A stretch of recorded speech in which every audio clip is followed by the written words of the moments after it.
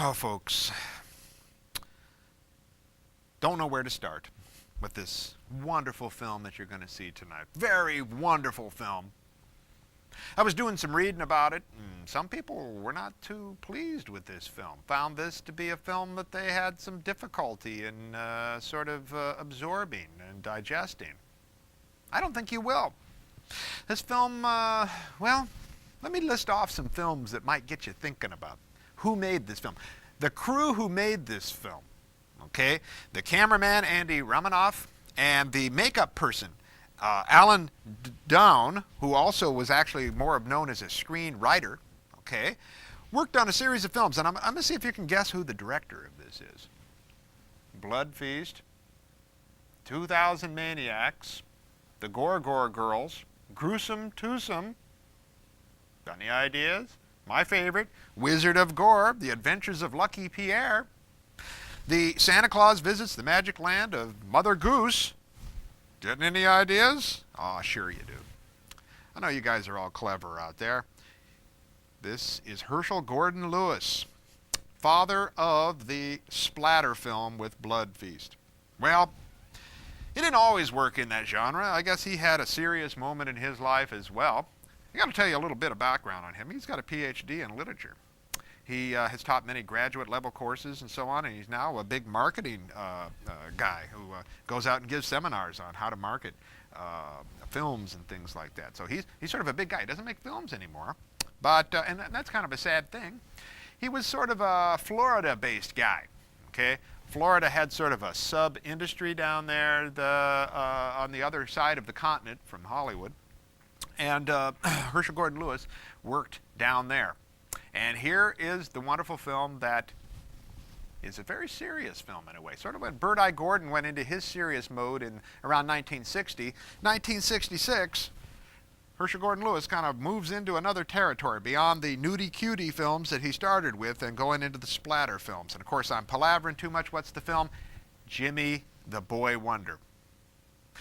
Jimmy the Boy Wonder. Now, one wonders if the Boy Wonder is a reference to the Batman TV series, which was very hot at that time, but I don't know why.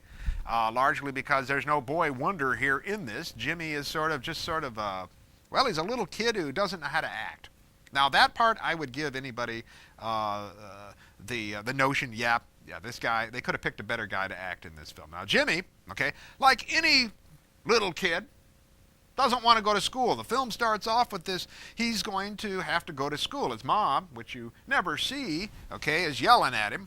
Okay, Jimmy, you got to get ready. You got to brush your teeth and all these things, And Jimmy, he's all uptight and things like that. And he utters this fateful line.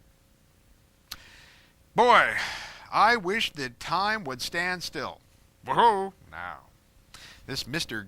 Fig, whoever he is, this Mr. Fig, for some reason, hears this and says, gosh, I'm going to give him his wish, and time does stand still. And you get these great shots of people mowing lawns and all of a sudden freezing. Okay? Yep, this person right here, he is kind of frozen in time, too. Okay? Stuck here in this tree. Got my mallet, though, just in case they kind of sneak up on me and kind of get reanimated. Got to watch out. But time stands still. Except for this Mr. Fig and this astronomer guy who knows this person named Aurora, where they have to deliver this weird, kind of like a giant Christmas tree bauble. Okay? And they got to take this thing to the end of the world. You know how these things go? To the end of the world in order to start time up. Because there's this clock that every 1,000 years or so, at the beginning you'll see this, it'll open up and let the sun rays in. For what reason? Who knows? I accept it. I accept the premise fully. Got to take that bauble there. So they go through this series of lands, and really what you got here is a musical. It's a musical. As I was watching this, my wife and I were watching this, and we go, well, gee, because we'd read about it, and people had been really trashing it, and we were expecting to really trash it too, but it's really, if you like Pee-wee's Playhouse, and take that mode with you while you're watching this film, it's really got that element. It's sort of like Herschel Gordon Lewis meets Pee-wee's Playhouse. Mr. Fig is sort of Pee-wee-like. Okay, jumps around, sings some weird songs and things. Great musical songs. One, there's a great song about beans, if you don't have an appreciation for beans yet and the value of beans, then you will when you're done watching this movie, because there's a great song called Beans. Beans, beans, beans, you know, and all the value of beans and all the kinds of beans and stuff like that. And really sang well by this Aurora character. Larry Wellington wrote the music for this. Now, he wrote music for Wizard of Gore. Love that movie. You ever get a chance to see Wizard of Gore? Watch it. Watch it maybe 5 times. I've watched it 5 times. If you watch it 6, you beat me. Okay. 2000 Maniacs. Now, this Larry Wellington writes some great songs in here with some great lyrics and things like that. Now, I'm not sure if Herschel Gordon Lewis penned any of these lyrics. Okay. No dismemberment or, you know, intestines and things like that spewing about, so I'm kind of doubting that he did. So this Larry Wellington is on his own on this thing. He actually worked in Tex Ritter films way back in the 30s. He was a member of this group called the Westerners.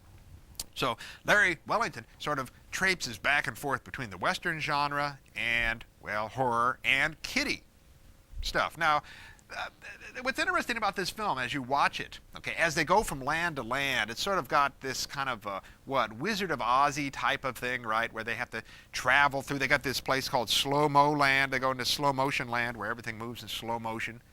That part lasts a long time. When you're watching that, you might want to have your VCR and put it on fast forward. Hey, then they're moving at normal pace. And then also, they go through the land where they run into these green Indians. Kind of a weird spot. Likewise, there are points where the film goes a little black at times. It's like the reel changes. Okay, so the film's not over. You know, you might want to go out and get a hot dog or something. You might want to go out and get a hot dog. I wish I had a hot dog. Okay, during those times, but be quick about it because it comes right back up again.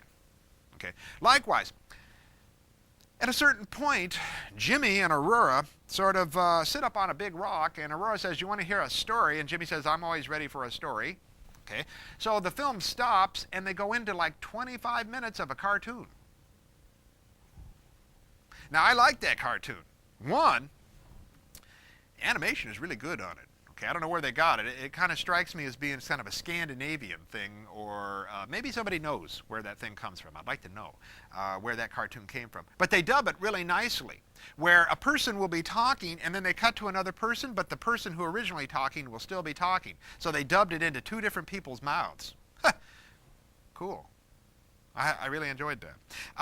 But I think you're going to enjoy this film. The film goes on and on and on and on and on. And at a certain point, you're just going to kind of wish that you had a hot dog. There's a great line in here where a tree talks to Jimmy, and it says, "How often does a tree offer you a hot dog?" Well, how often do you get a chance to see a film like Jimmy the Boy Wonder? Not too often. I'm hoping you sit through this whole thing. I'm hoping that you give it a chance. It's right up there with Santa Claus Conquers the Martians and things like that, and Santa Claus. This is Jimmy the Boy Wonder. And I think you know what gave him the idea? There's a film made back in 1925 called The Crazy Ray by René Clair that takes place on the Eiffel Tower, where a scientist has discovered how to freeze time. And this guy on the Eiffel Tower, who's high up above where the rays can't get him, I guess, is still, animate. And he goes down into the city and finds all these frozen people. And they have to figure out, they have to capture the scientist and make him start time up again. Well, I'll tell you, Jimmy the Boy Wonder is The Crazy Ray, made many years later. It is Herschel Gordon Lewis sort of doing a take on René Clair. Roll 'em, Smokey.